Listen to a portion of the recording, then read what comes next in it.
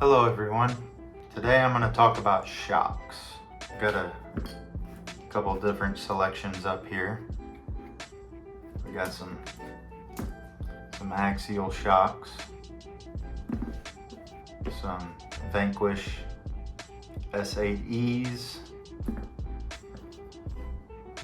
plastic body 10-2 shocks, Traxxas TRX4s, which are in their technical term called GTSs, and I have some KYX branded shocks that I got from Amazon. You may notice these are two different colors, and you may also notice these were the same shocks that were featured on Mr. Crawler Canyon's shock review. The reason they are different shades is not because of batch discoloration, but because I pulled these off of a used rig and thought Mr. Canyon would get a kick out of some Amazon shocks while doing something extremely stupid. I can't remember exactly what. This plastic ball stud retainer had broken, so I had to buy new ones to replace the broken one. Because if you also look closely enough, this down here is different than that. But I'm not gonna sit and argue semantics. I want to get into the meat and potatoes of just shock buying in general. I'm going to get into some math on this video, which is really scary because I'm terrible at math. But I did an average of, I'd say, about 80% of the most popular shocks that you can buy nowadays, excluding these Amazon shocks and also excluding the axial stock shocks, because you can buy GTS shocks in pairs. Also of note, everything I'm mentioning is price per pair, and I have Incisions, RC 4-wheel drives, Yeah Racing, Proline, Pitbull aka Friction, G-Made, Team Brood, SSD, Element, Traxxas, DravTech. In the future, if you would like me to revisit this video with anything I have forgotten, please let me know in the comments. But the average price for a pair of shocks is $47.73. Now, before I dive too deep into the meat and potatoes that I want to get into, I want to make a very controversial statement. Every shock leaks at some point. Every single one of them. Some are just more notorious for it than others. I just realized I didn't have the whole class in front of me. But as I was saying, every shock leaks. And your bare standard that you're going to start with is your stock shock, stock axial shock. Most of the time, you'll have just about this quality stock. These leak badly. This is, in my opinion, the bare minimum of what I put up with. And I just run these until they're empty, and then I'll either replace them or refill them. I've had decent luck with Capra shocks, but not anything too extraordinary. These aren't much to write home about. Now, what I will give Axial props on is that they know spring rates. Some of my favorite springs are Capra purples. Those are stupid soft. Those are really, really good. Moving up from there, you would think 10-2 plastic shock, but no, it's the incisions. I've had these leak on me just as much as a stock axial shock. From a company as well known for quality as Vanquish, their shocks aren't up to snuff in my opinion. The only reason they are a step above axial shocks, in my opinion, is if you rebuild them out of the box, they're great. They're amazing. They'll hold oil, they'll do what you want. As a matter of fact, the only reason this one isn't leaking right now is all the oil is out of it. And then finally, you'll get back to the 10-2 plastic shock. In my personal experience, I have had these leak less than the metal-bodied new 10-3 axial shocks, which is saying something. I would go to a plastic-bodied axial shock before I would go to any of these two. Now, getting out of the RTR range, we'll get into some of your options you can actually purchase, because I want to do a little price breakdown at the end of this. Let's get these cheapest to most expensive. I think that's right, just offhand. These come off of a Red Cat. I might actually need to throw this one away because the shaft is bent. Let me grab another one. There we go. These are Red Cat, stock Red Cat shocks. Now, you can find these on Amazon for really cheap, and your mileage will vary. As you just seen, the shock shaft was broke on one.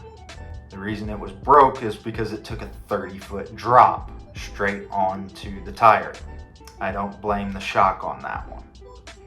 But in my personal opinion, I've had good luck with these when they are built right. I have also heard if you put axial 10-2 springs on them, they wake up and perform amazingly. I've also heard you can put mini T springs on these. So if you build them right, these are a pretty decent option. Okay, I finally found what I was looking for. These can usually be found if you don't want to pay straight from Red Cat. You can find these on Amazon for about 20 to 25 bucks for a set of 4. So that would be what, 10 to 15 bucks a pair for respectable performance. Like I said, I've had good luck with these, but then again, I build them okay. Second off, we got the elephant in the room, the Yeah Racing Desert Lizards. Everyone loves to hate this shock. I love them to death. The reason I think everyone hates these shocks is because they're too complex. This is an internally sprung shock. You can take this apart. Oh, I just noticed I'm missing the piston on this one. Might be why it's cannibalized. You can put a shock in between the cap here and the top of the piston there to give you a forced compression setup. Also, notice how I said compression, not droop. But that is a topic for another video. I only want to start so many flame wars in one video. The Desert Lizards are $26.99 a pair, I believe. Yes, Desert Lizards are $26.99 a pair. And they will come with about 12 springs and extra seals and different ball studs for the pivot balls and all kinds of stuff. And I think that throws a lot of stuff at some people for a basic set of shocks. Also, some people will throw out, oh, well, I've never seen him on the podium of a crawling competition. Who cares? Who really gives a damn? I personally don't give a damn what Wyatt Mellon is running. These perform for me. That's all that should matter. These are modified Traxxas slash, I think, rear shocks. I think these are the long ones. These I think are the rears, which are closer to 100 mil than 90 mil. But I like #flex. And I've put an Element spring on them. These don't do half bad with the stock white springs that they come with.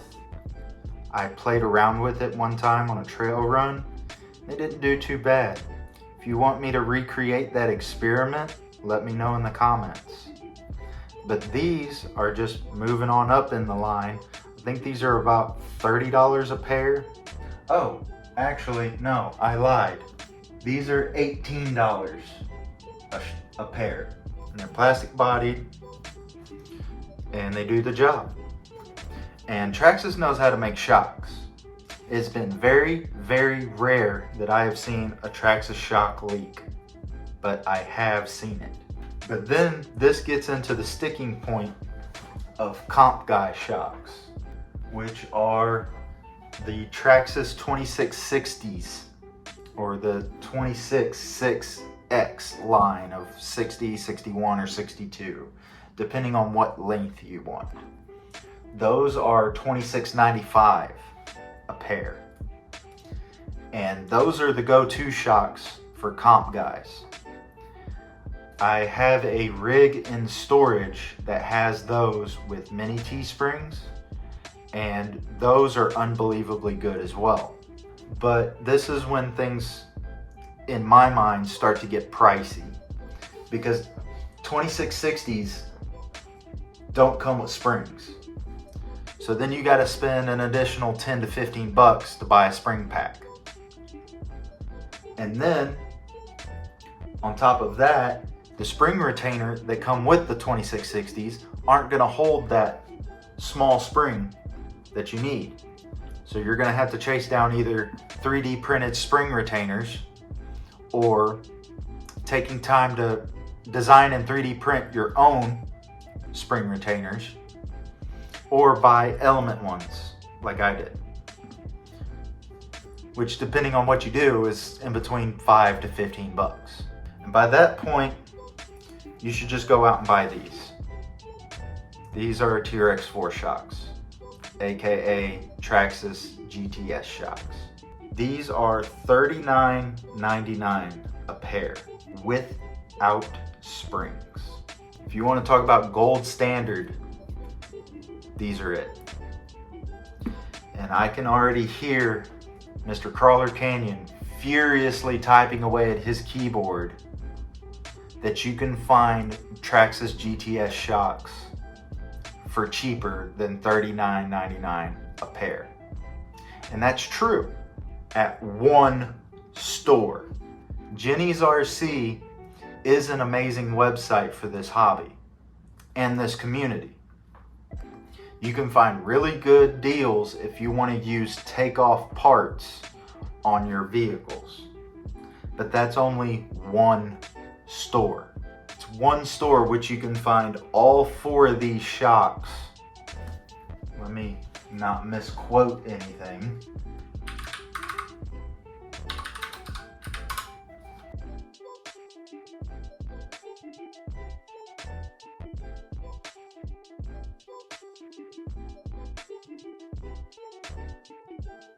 Nope, they're sold out on that one.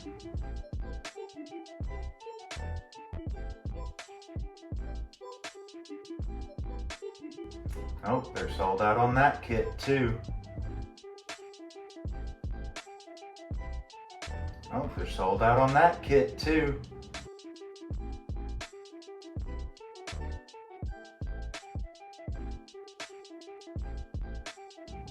Oh, sold out on the Sport too. So if they were in stock, they are $44.97 for a set of 4. But I can't find a set that's in stock on Jenny's RC at the time of this filming. If you want to spend a little bit more money, there's a cheat code to Jenny's RC right now, which I actually find a benefit in. They have the TRX 6x6 set of shocks, all 6 for $53.97. So if you want to spend a little bit over $100, you can set up 3 rigs worth of shocks. That would be $108 for all 12 shocks. And if my math is correct, that makes it $18 a pair. So go sell out the rest of Jenny's RC by buying the rest of their shocks. So then nobody can get shocks from Jenny's RC. And I'm not even going to talk about these. These are $67 a pair. But I'm going to bring these back in, because these are $20 a pair. And according to Mr. Crawler Canyon, they did pretty damn good, which is why I took them off and gave them to him. They did pretty damn good. If you buy something like this, it's $67 a pair. You can do a lot worse with your money. I don't even know why I have these, honestly. There are also, I'm gonna see if I can get a screenshot of it and put it up on the screen. There is also a very, very good GTS knockoff on Amazon for $29.99 right now. Who knows how good they are? But if they hold up anything like these do, boy oh boy. Well, I hope everyone out there got some useful information out of this video. I just wanted to do some consumer advice on trying to save a little money here and there. I know I like doing that, but it's really subjective what people consider deals these days. There are people out there that consider a Vanquish Pro a deal. I don't understand how. I'm gonna leave it there, and I'll see everyone in the next video.